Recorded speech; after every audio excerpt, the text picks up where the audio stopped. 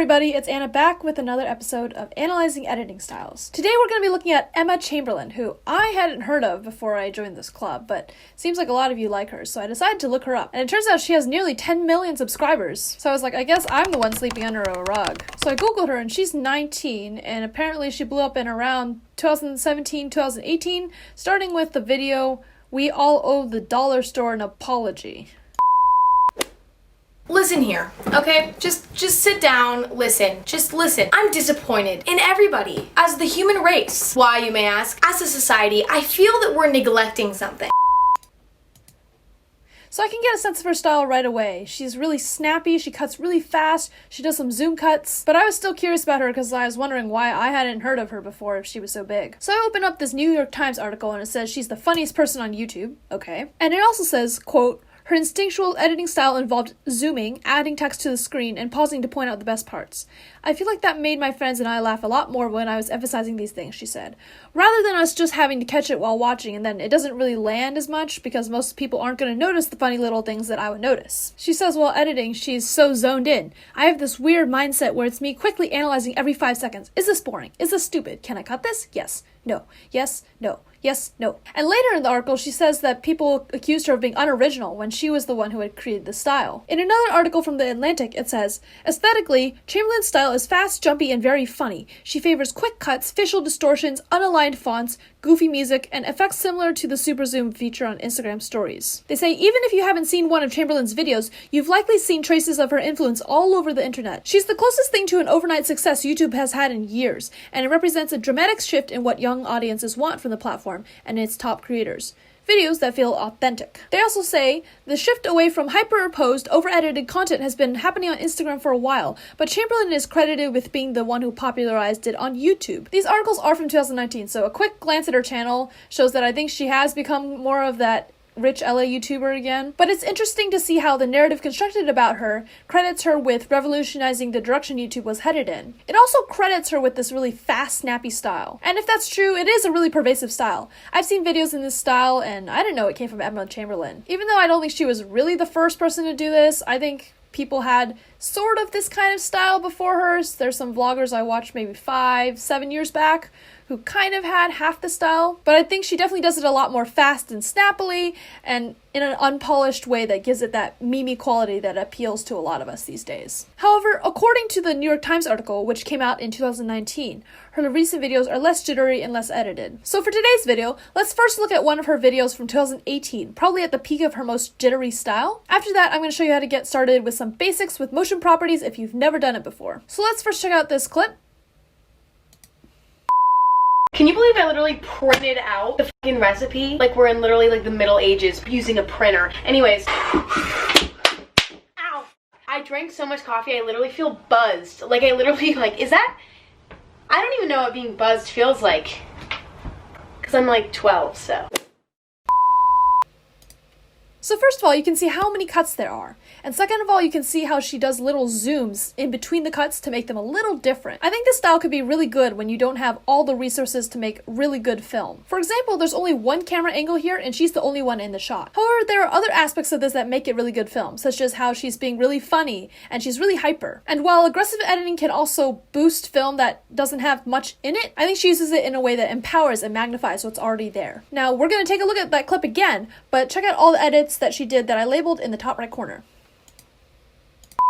Can you believe I literally printed out the fucking recipe? Like we're in literally like the Middle Ages using a printer. Anyways. Ow!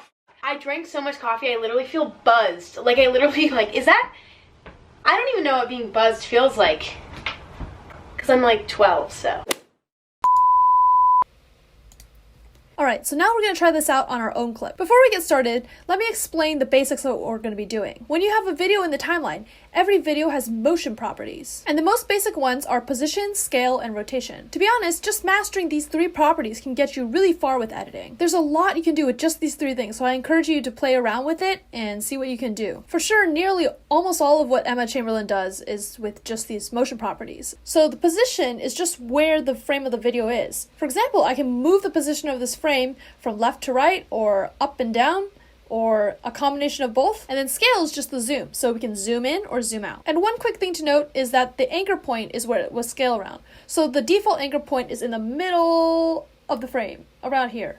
So it will scale around this middle point. However, if we move the anchor point to, say, here and then zoom in, it will zoom around this point. Of course, your workflow will be a little bit cleaner if you manage the anchor point, but there's no need to worry about that if you're just starting out. So let's head to Premiere and check out this clip I just filmed. All I've done to it so far is do a tight cut and raise the audio gain. So that's all I've done so far.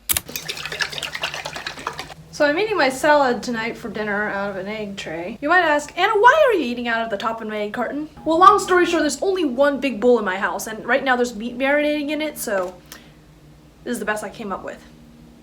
Alright, so let's get started. First thing you're going to want to do is select your clip. It's highlighted in white. And then find your effect controls panel. Yours probably will be in a different place. This is just how I arranged my Premiere. And you'll see immediately at the top, you've got position and scale, which is all we're going to deal with today. So when you edit these attributes, it's going to affect the clip for as long as it's selected. So for example, it's going to affect the entire clip up until here where it's cut. Let's say I want to affect a shorter part. We're just going to hit C, cut it, and it's only going to affect the part that's selected. But I want to use the whole clip, so I'm going to use the entire thing here. And say I think the dressing shaking is funny, so I'm just going to zoom in, right? And it zooms in around the center as expected. And then we can also move the position to show what we really want to show, which is like the dressing bottle and me. So let's play that back. That's pretty good. I think the dressing's a little out of frame, so let's move it back a little this way. Yeah, and you just edit it until you think it looks good, and you've got a zoom cut. That's all you need to do. You scale, and then you position around what you want to do. And then you keep looking for parts that you just want to emphasize or make funny with zooms. So let's keep going. So I'm eating my salad tonight for dinner out of an egg tray. How about let's zoom in the egg tray when I say egg tray. So let's look for where I say egg tray. Out of an egg. It's about here. We cut, and then we select this part where I say egg tray, and we scale in, and we move the position to show the egg tray. You can't really see it because the film's bad, but that's not the point of this video, so let's check that out. Dinner out of an egg tray. You might ask, that's pretty good. And then let's see what else I say. You might ask, Anna, why are you eating out of the top of my egg carton? Well, alright, so how about we zoom in me when I say why, like all that, so it kind of jumps to someone else saying something. So let's cut about here and then affect the rest of this clip, and we're going to scale in and then position it over my face. Let's see. Anna, why are you eating out of the... Okay, I think it's a little bit to the left, so I'm going to move it. Anna, why are you eating out of the top of my egg carton? And that's pretty good. So that's all you had to do. You're cutting different sections that you want to zoom, and then you can change the scale and position properties, and that's it. Say that for some reason you didn't like what you did and you want to reset it. The reset buttons are right here. So if I hit both of these, it goes back to the original parameters. But I want to keep it, so I'm going to leave it there. And that's all you really need to know to get started. Well, I hope you learned something about editing today.